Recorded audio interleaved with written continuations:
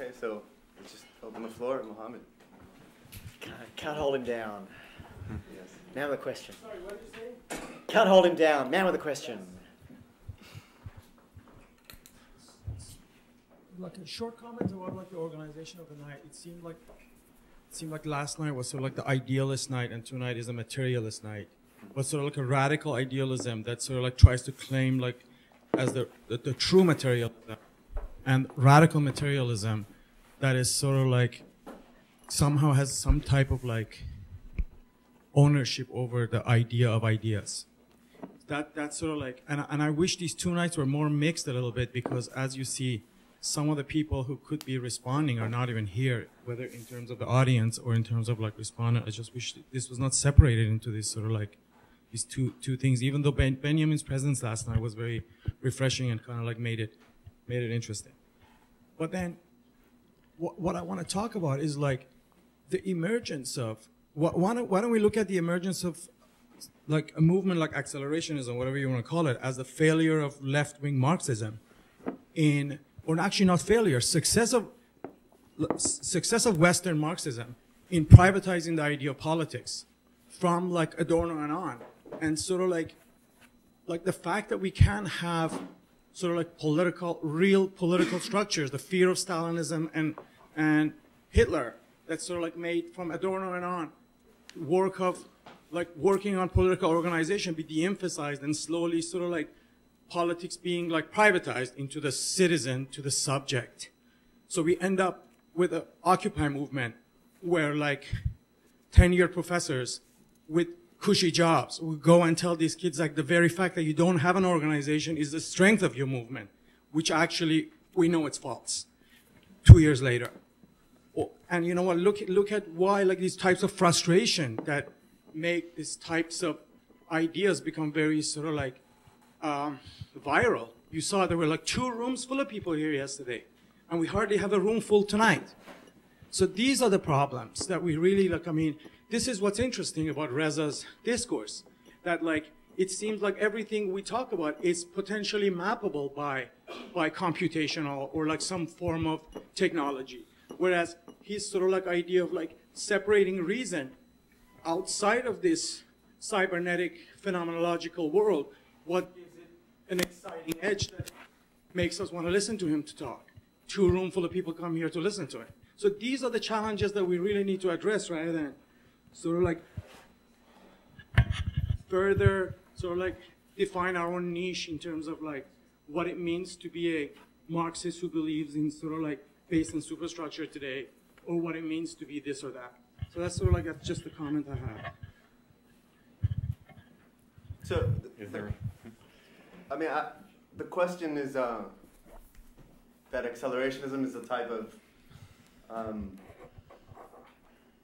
failure of the left to think beyond its kind of thinking of itself. I don't know. I mean, don't we have, you know, now 30 years of science and technology studies about where reason actually comes from? And it doesn't seem interesting to me to just pretend that literature doesn't exist and restart a philosophy of around the category of reason. It does seem to me to be interesting. But you know, I'll be a Marxist till the day I die. It's like some kind of, I should have it tattooed or something. You know, just a certain solidarity with the people I grew up with.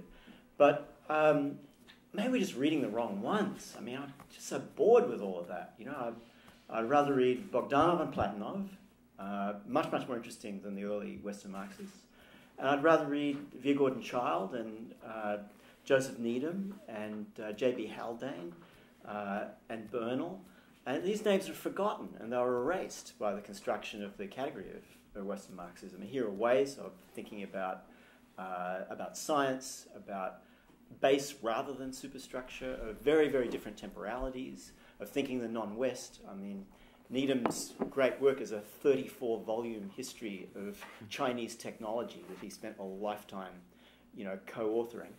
That to me is just a much more interesting object.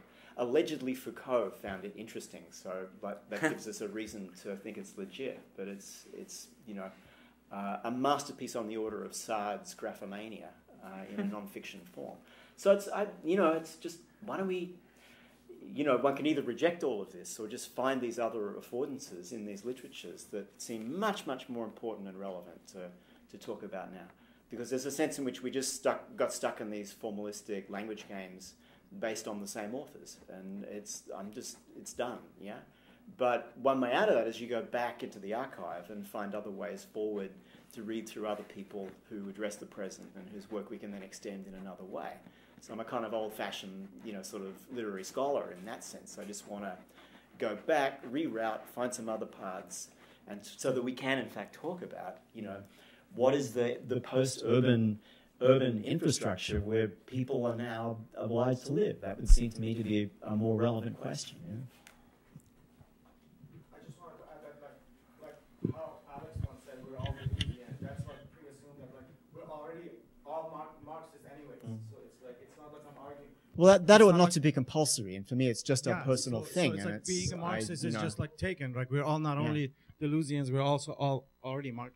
Yeah, I'm just loyal to the comrade steelworkers that of my youth. It's a personal thing I don't insist on. I'm a pluralist in terms of a dialogue. It's not a dogmatic thing. And that's why I find, for example, Reza's use of language extraordinary and refreshing, and I learn from it. Conceptually, I disagree with certain things, but this is wonderful writing to learn with and think with.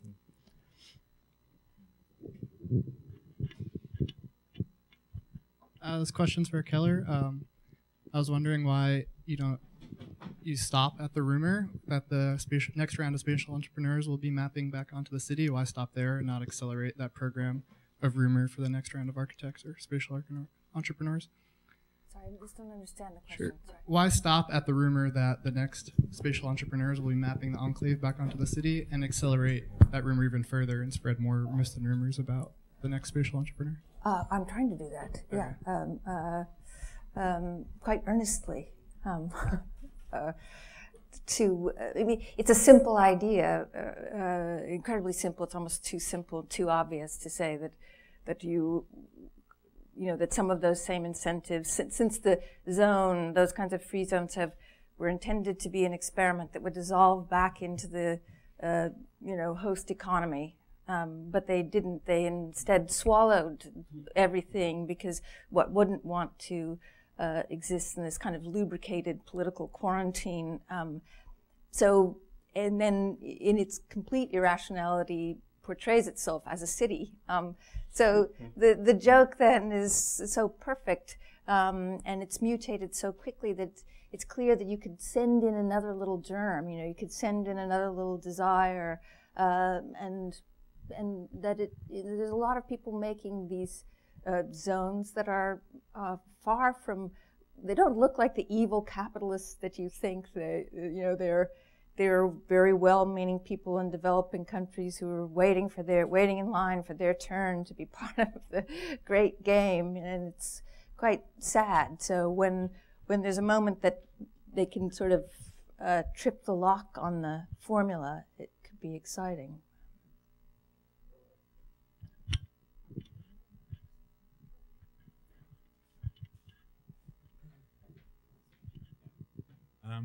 First of all, thank you all three. It was amazing.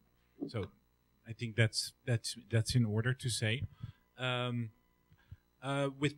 had a request or a question for Keller.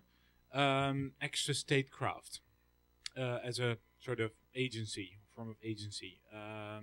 Is it limited to non-state actors, or can actually the state itself have deploy these capacities? And I'm thinking in particular of the way that the Obama administration has managed to work its way to kind of quasi-legalize, the operations of its surveillance agencies by sort of reinterpreting laws, changing around, sort of playing some sort of cunning game with the internal logics of government so that they could basically entrepreneurially hack the law. That's not a question, I know, but what is your take on this? The portmanteau, extra statecraft, I intended to be outside of and in addition to, not not the idea that somehow the nation state is dead, or but instead the nation state has found a new sneaky partner and is strengthened by this brand or proxy or camouflage, or shadow of itself, double of itself. Yes, absolutely. But and that's how I was initially talking about it. Only recently I've really started to say that the kinds of techniques I'm talking about that one might use as a designer are another double of that extra statecraft. And I hasten to say, not intended to be a replacement for the righteous activist, but an auxiliary, maybe unwelcome auxiliary to soften up the territory.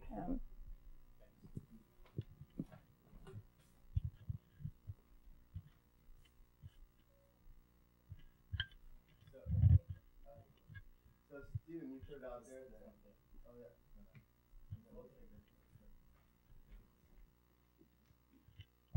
Hi, hey guys, this is Adon. Is this on? I had a question about the utility or the kind of direction that this idea of acceleration is headed in. There's actually, when I first read about it, I confused it with this critical engineering manifesto that was released sometime 2 years ago by a group of engineers / artists talking kind of in the similar fashion about the role of kind of engineering, hacking, society, politics, etc., but coming at it from a kind of design point of view.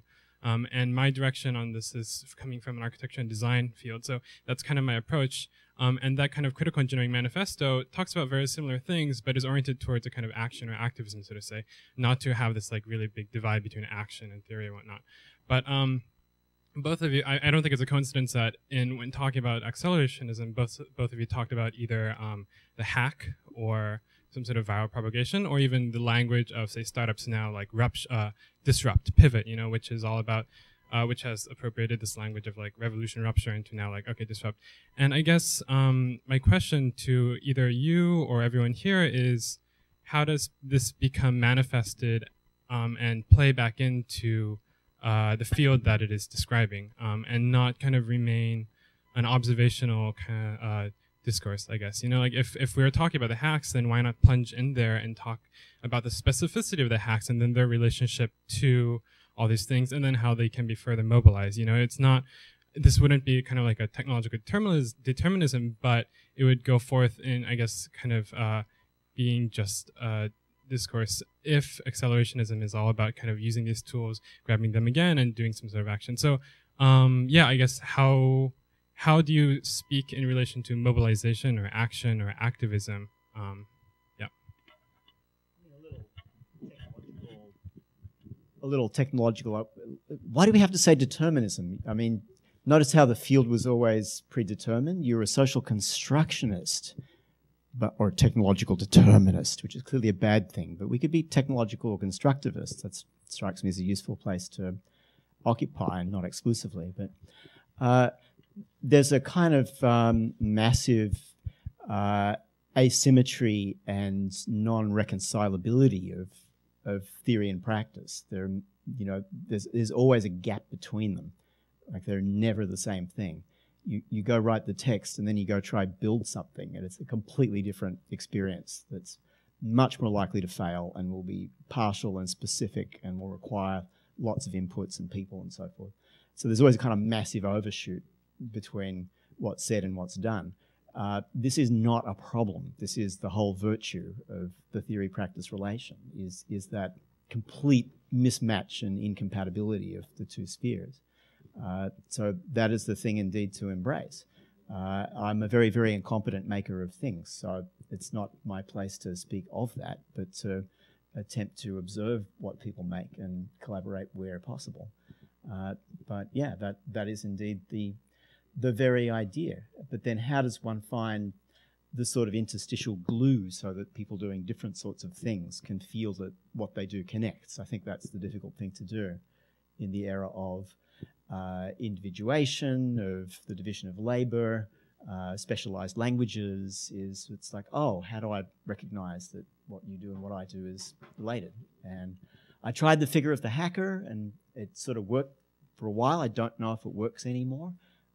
So maybe there are other descriptions of how it is that people can see common fronts and relations between kinds of work that make infrastructure otherwise, because that seems to me to be the goal, whether one does it through pandas or does it through some other set of practices, which are often very everyday. So no magic bullets, like no magic, we will build this and it will be solved, like that. That's never in the room. It seems like the manifesto of this idea of acceleration should, like, I don't believe in that kind of division between theory and action or practices or not. And even it's not like if one would see that through, it's not a maker of things. It's a question of which panda do you choose and how have you chosen it so that then you can successfully, engage in some diplomatic relation. Like that's the challenge there, and that's not about making. It's not about a theory of the panda either. It's like always like grasping the two at once. And I think, I guess, the hope I had, or the interest, I think, is to not descend into a kind of an observational layer on top of an existing situation that we pray for these changes to happen by someone and sometime and hopefully, and it will happen one day, without ever kind of plunging into the choosing of the panda or, I don't know, whatever kind of tactic. Yeah. But I think that's one of the reasons people are seductive by accelerationism is actually it's calling for the very opposite of what you just said, right? They're talking about the necessity to take over entire platforms, right? So it's not this lateral politics or this amorphous kind of multitude doing something. It's kind of technological takeovers. It's thinking about, infrastructural matrices and this sort of thing. So I think that's the seduction of a lot of this discourse, is that it wants to think, in terms of scale again. So I don't think that, I think it's the opposite of being observational in that sense. At least that's the discourse it uses. But I think that thinking at scale is really important, to get out of the sort of the purely interstitial and particular. But there was a little bit of this classic modernist meme in accelerationism that's victory over the sun, this kind of futurist impulse to kind of not really pay attention to the materiality of practice and the problems of it and so on. And it's kind of glorious and seductive, but the making of things is a little different to that. And I don't know that language is all that helpful for that. But if it gives people courage, well, then that's never a bad thing. So I don't want to prejudge.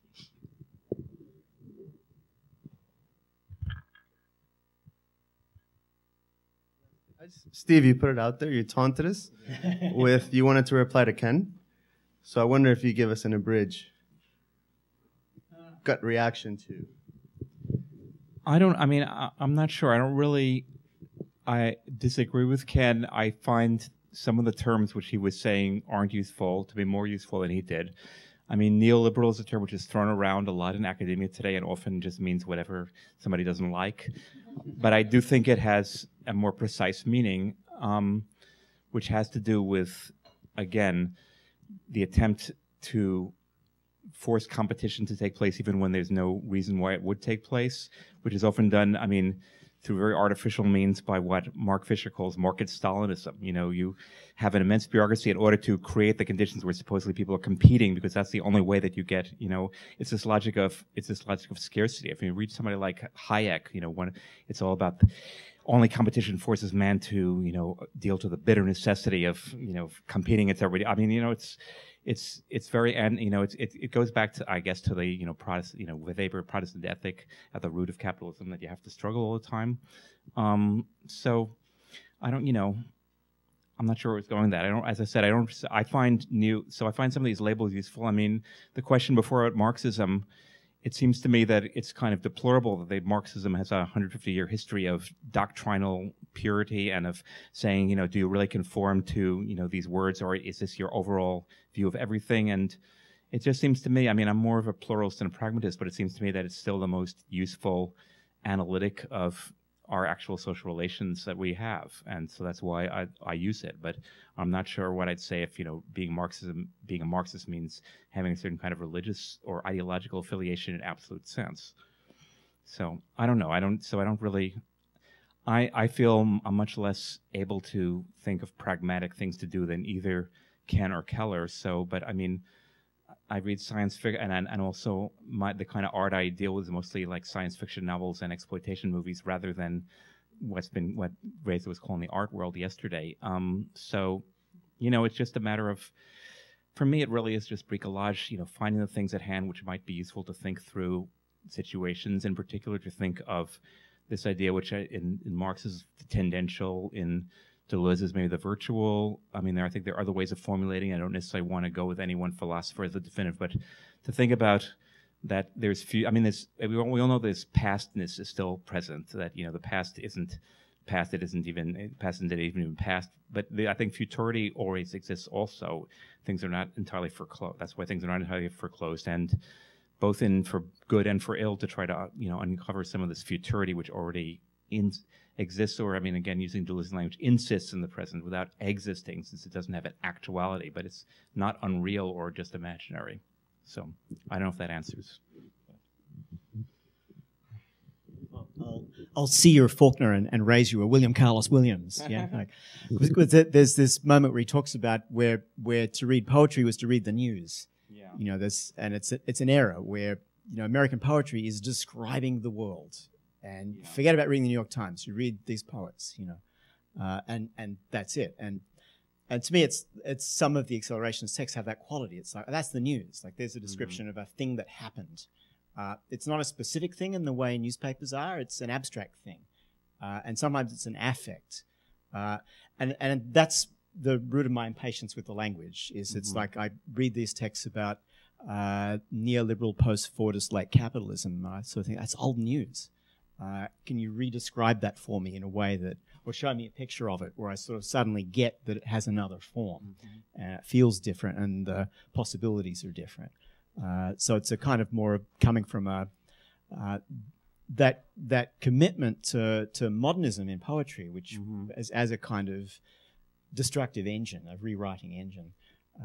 But I find amazing pushback. Like, people love these words and want to keep playing with them. So maybe there's something to that. But I'm not emotionally attached to it in the same way that people are. And it's not to disrespect the attachment. It might be real. But the other way to go is make it new, redescribe it. Like, what's another language? You know.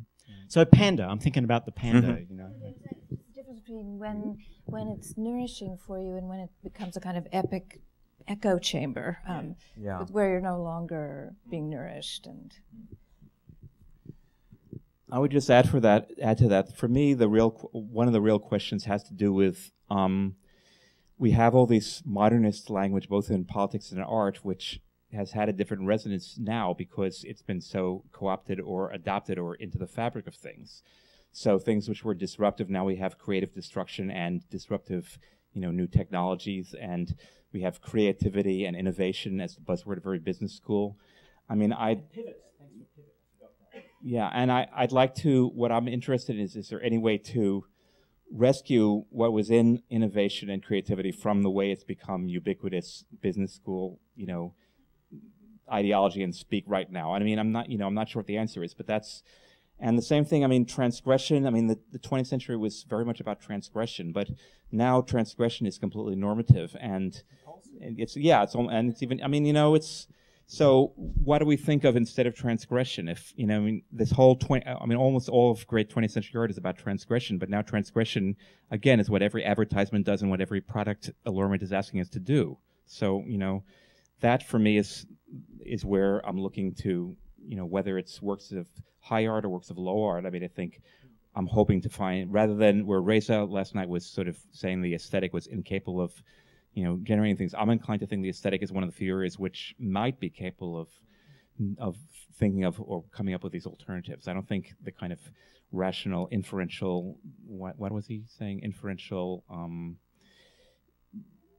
whatever. I mean, discursive intentionality and inferential rules in the space of reasons. I don't think that's very capable of coming up with that. And it's dangerous because this aesthetic is itself what capitalism or our society today is very aestheticized, and everything's aesthetic, as Fred Jameson has said. But it's still sort of where the only place I can look to for hopefully getting some kind of nuances, what might make things different. I have nothing to say about practice in the way that Ken and Keller both have things to say about practice, but in terms of looking for ideas, that's sort of what I'm trying to do. Yeah, it's just reminding me of your piece in the e-flux journal is about capitalism and the aesthetic, and at least my takeaway from that is to think the aesthetic as that, kind of useless residue, where the uselessness is the very thing, but where you may very well find it in science fiction stories. Yeah. And I had to write down the examples because it's like, those are awesome. I'm reading those. Like there's language I can use. I can reappropriate that. So of course we're all aware of the aesthetic. The other side of the aesthetic is its reappropriation into marketing and blah blah blah. But so there is always that little residue. But which part's the residue and where it lies? There's a subtle art to finding that and using it. And its affordances are fleeting, but one does what one can.